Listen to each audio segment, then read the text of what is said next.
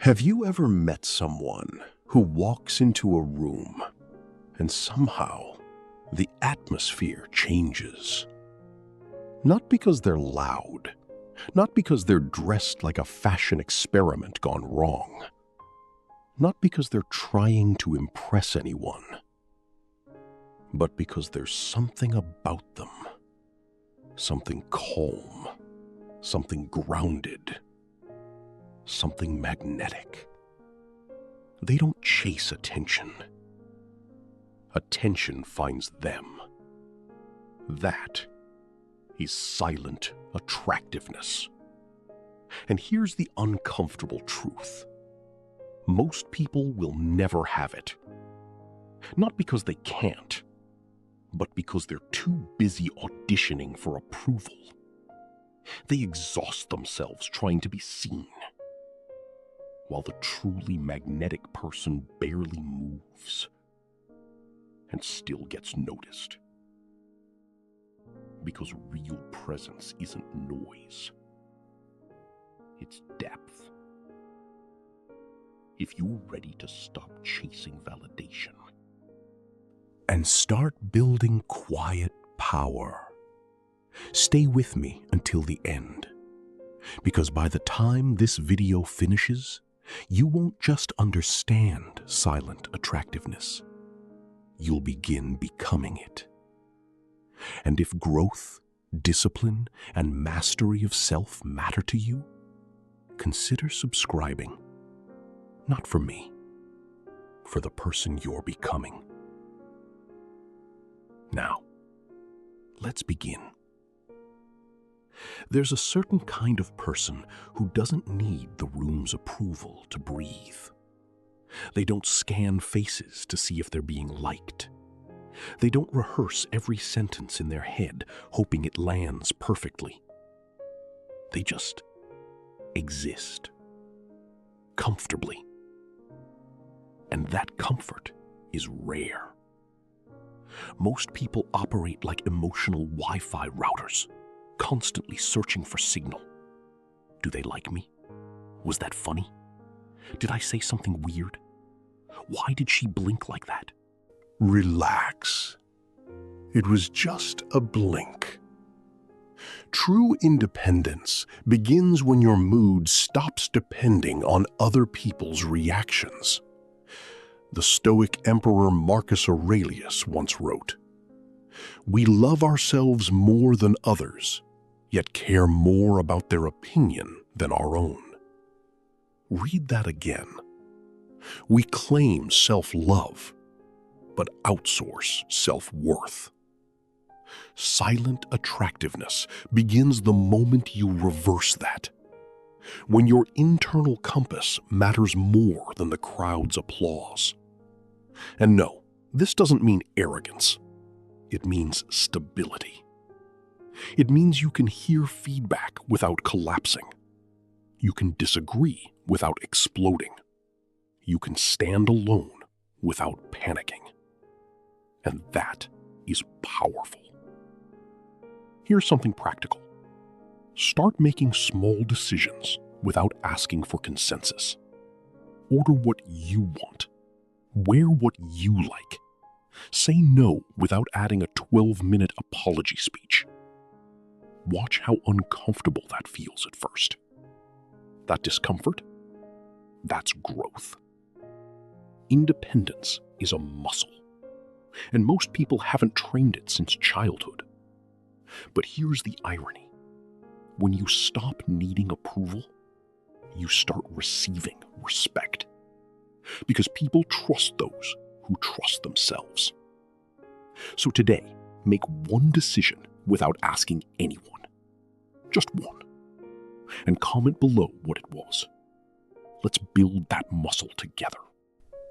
Silent elegance isn't about being fancy.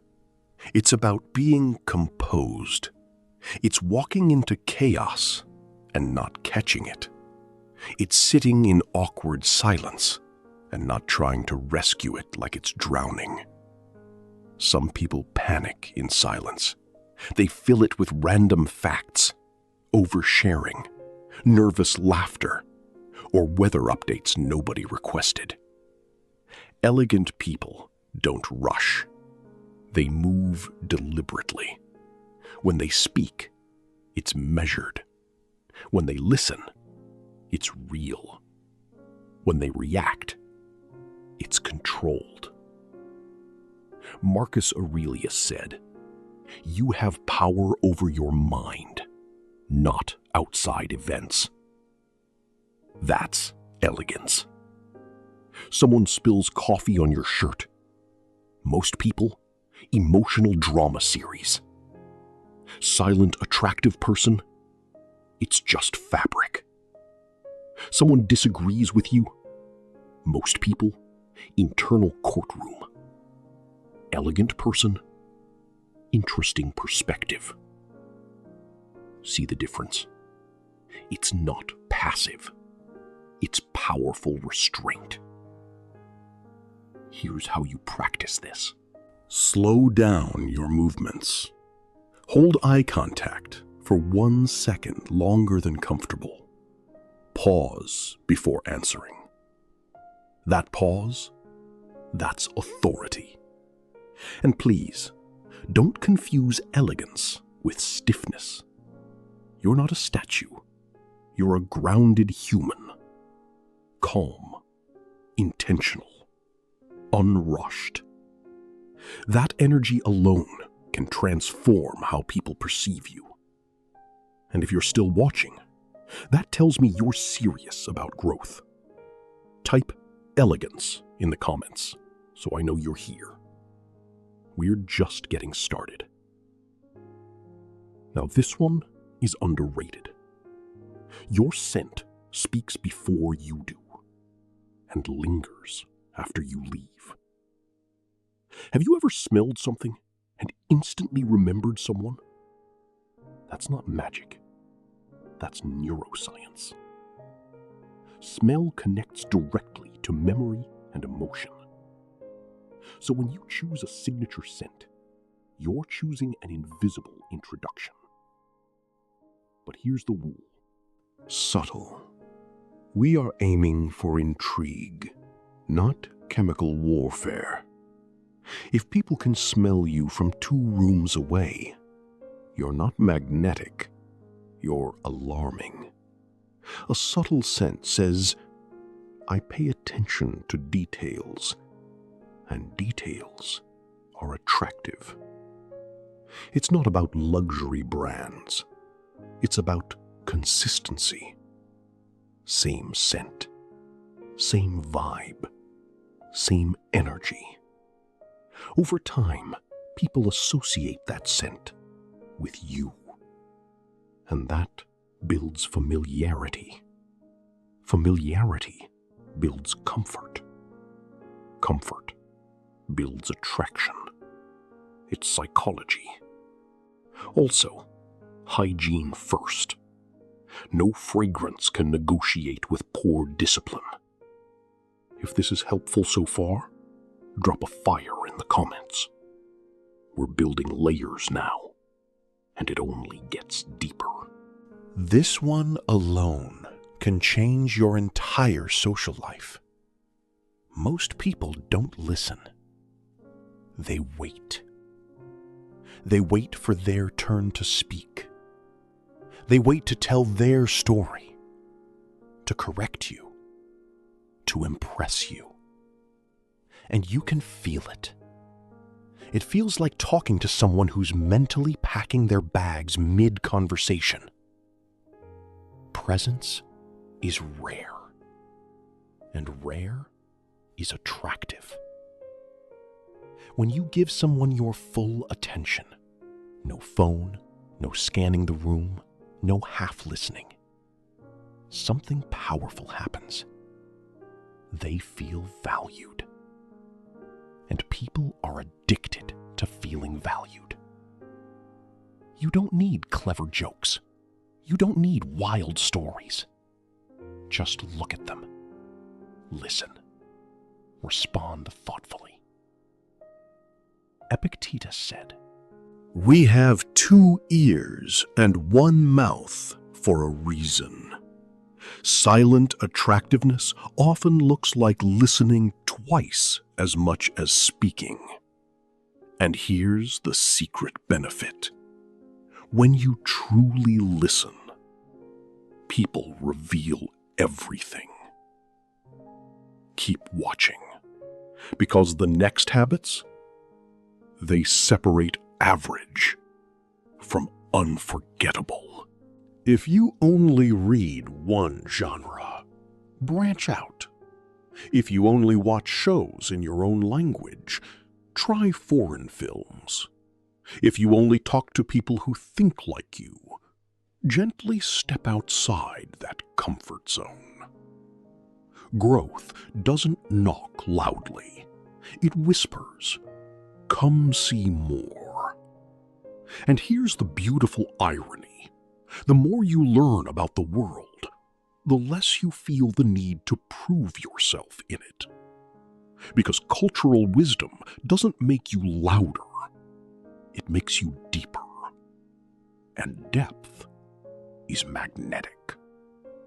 But stay with me, because the next habit is where things become quietly powerful in a way most people completely underestimate. There's a strange belief today that the most confident person in the room is the one talking the most. Wrong. Often, the most powerful person in the room is the one who doesn't feel the need to fill every silence. Have you ever noticed how uncomfortable people get when there's a pause in conversation? It's like silence is a social emergency.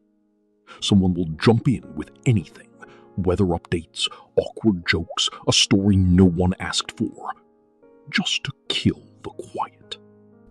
But the silently attractive person, they let the silence breathe. They're not afraid of it, because they know something most people don't. Silence creates gravity. When you speak less, your words carry weight. When you pause before responding, people lean in.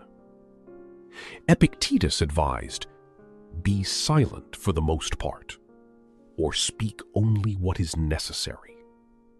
Not because he hated conversation, but because he understood that restraint amplifies impact. Think about this. If someone talks constantly, you start filtering them out. But if someone speaks thoughtfully and deliberately, you pay attention. It's like punctuation in a sentence. Without pauses, everything becomes noise. Speaking less doesn't mean being socially withdrawn. It means being intentional. Instead of reacting instantly, you reflect. Instead of dominating, you contribute. Instead of proving, you observe. And here's a small but powerful trick. When someone asks you a question, pause for just 2 seconds before answering. Not in a robotic way, not dramatically, just enough to show you're thinking. That tiny pause signals depth. It says, "I don't speak on autopilot," and people feel it. If you're finding value in this so far, stay with me, because the next habit might completely shift how you show up socially. There's a difference between nervous energy and controlled energy. Nervous energy fidgets. It rushes. It over-explains. It laughs too loudly at unfunny jokes. Controlled energy is calm, grounded, measured. It doesn't spike. It doesn't scatter. Marcus Aurelius reminded himself daily to act with purpose, not impulse. And that applies to how you move through physical space. Watch people closely next time you're in a public setting. You'll see frantic movements, phones constantly checked, restless shifting, hands that don't know where to go. Now imagine the opposite. Someone enters calmly, movements deliberate, gestures minimal, posture steady. They don't rush to sit. They don't scan the room anxiously. They arrive, and presence arrives with them. Your body language is often speaking louder than your voice. If you want to become silently attractive, slow your movements slightly. Not in slow motion, just unhurried. When you reach for something, don't snap at it. When you sit, don't collapse. When you walk, don't charge. Control communicates confidence. Anxiety leaks through speed. Confidence rests in steadiness. And here's the secret most people miss. The person who moves calmly often controls the emotional tone of the room. If you remain steady, others subconsciously match you. That's influence without effort. And we're only getting deeper from here. Let's talk about something uncomfortable. Most social behavior is driven by micro-validation hits. A laugh, a compliment, a nod, a like, a reply. We become addicted to feedback loops. But silently attractive people are not emotionally dependent on immediate approval. They can say something and not panic if it isn't instantly praised. They can post something and not refresh the app 17 times in 5 minutes. They can disagree calmly without needing everyone to agree back. Seneca wrote, "We suffer more in imagination than in reality." And often, what we imagine is this: if they don't approve of me, something is wrong with me. No. Sometimes silence just means people are thinking. When you detach from the need for instant validation, your behavior changes. You stop trying so hard. You stop adjusting yourself mid-sentence. You stop laughing before others laugh. You become internally anchored. And internal anchors create external attraction. Because someone who doesn't chase approval feels rare. And rare is valuable. Stay with me. The next one might challenge you. This is not about playing games. This is about valuing your time. When you are always available, instantly responsive, constantly accessible, your presence feels unlimited. And what is unlimited is rarely treasured. Silently attractive people are warm, but not endlessly accessible. They don't drop everything for everyone. They don't overcommit. They don't say yes to avoid discomfort. They understand something crucial. Saying no protects your energy, and protected energy sharpens presence. Marcus Aurelius reminded himself not to be distracted by trivial demands. You can be kind without being constantly reachable. You can care without being consumed.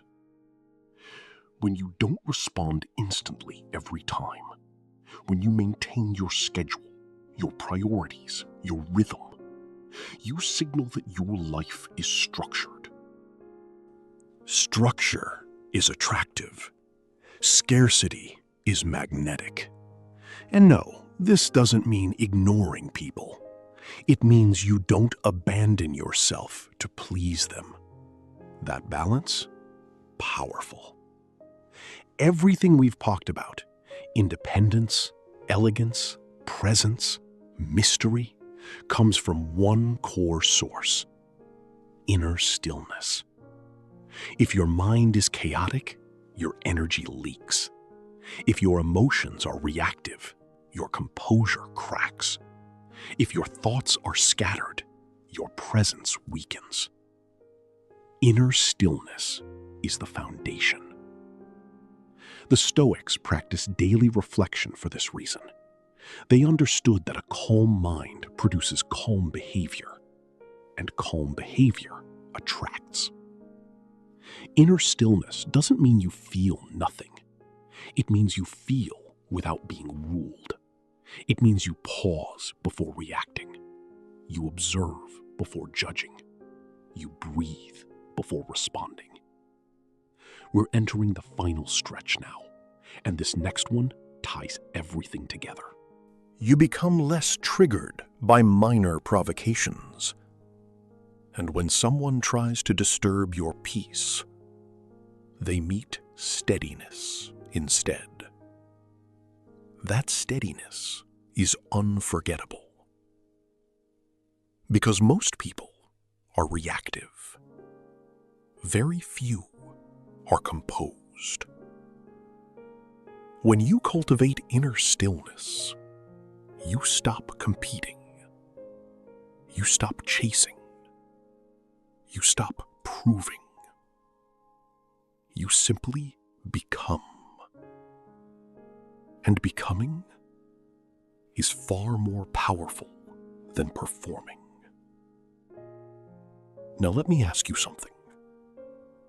Which of these habits do you already practice? And which one hit a little too close? Be honest. Growth begins with awareness. And if you've made it this far into the video, that already says something about you. You're not looking for tricks. You're looking for mastery.